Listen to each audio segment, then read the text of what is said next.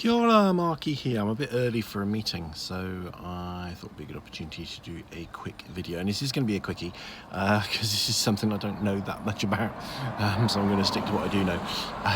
So this is a follow-up to my series on neurodiversity. And we talked about the different kinds of neurodiversity that I wanted to include in that, and one of which was dyslexia. Now, I don't know that much about dyslexia. I don't have dyslexia. I've known lots of dyslexic people. So it's not something I can talk about through personal experience. I've got dyscalculia, which is the kind of numeric equivalent of dyslexia. But really what I want to say is that the cliches about dyslexia are not necessarily untrue, but they only give a small part of the picture. So the kind of the classic jokes like, did you hear about the dyslexic Satanist who sold his soul to Santa, and the dyslexic who went to a toga party dressed as a goat, all kind of work on the thing about people with dyslexia getting letters in the wrong order. But that's only a small part of dyslexia. Dyslexia is much, is a broader difficulty with language and stuff like that, and writing. So somebody might not even mix their letters up. You probably wouldn't notice people mixing their letters. Most dyslexic people that I know, when you see their writing, they haven't mixed the letters up. Okay? But you can usually tell that there's difficulty with grammar and difficulty with spelling, and some mix-ups here and there. But it's not necessarily letters in the wrong order. Although that does happen. So just to bust that cliche, really. That's why it's such a short video. The other thing is, people with dyslexia often again have superpowers. So people with dyslexia often make very good engineers.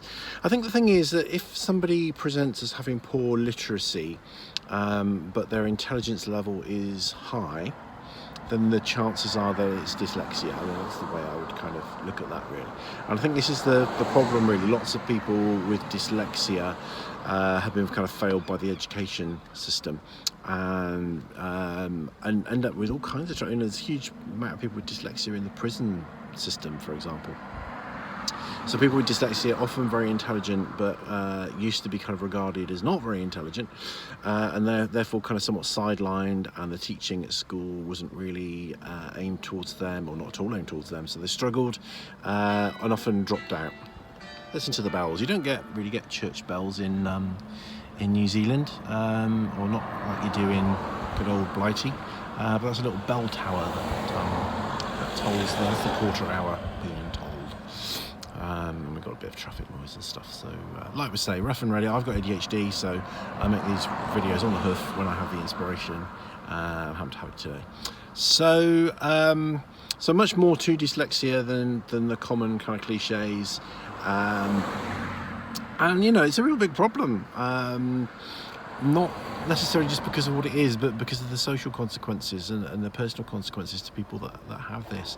I like to think it's getting better and being recognised more in schools and stuff, but I think that depends on where you are. I think it's good to identify it as soon as possible and recognise that often people can be very intelligent, and if they're struggling with literacy, it can be dyslexia, and if they don't get the right kind of help, then it's going to damage self-esteem. It's going to cause people to lose interest and drop out, not just of school but of other things. I mean, a lot of the people, when I work with addiction, a lot of the people that I work with drug and alcohol addiction, big proportion of them dyslexic. And they used to play truant from school, drink cider in the park, and that led them on a very difficult and unhealthy life path, really, that could have been avoided, arguably. So, like with all these things, there's nothing. There's somebody with dyslexia can contribute massively and do some amazing things, okay?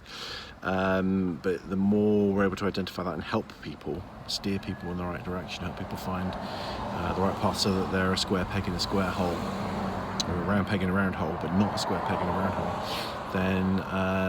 then we can really help people, and we can help society. This is the drum I keep banging, really. So that's it, really short and sweet. It's taken me ages to get back to this series. That's my ADHD. I start with great enthusiasm I start series, and then I don't go back to them very often because I kind of think of other ideas, get excited by the other ideas, and so there's lots of kind of incomplete series, but I haven't forgotten. So if you're following this series, and hopefully when the mood takes me, I will do more in this series as well. We'll maybe talk some more about some of the stuff that I suffer from, like the dyscalculia. So I hope that was helpful. Rangimarie.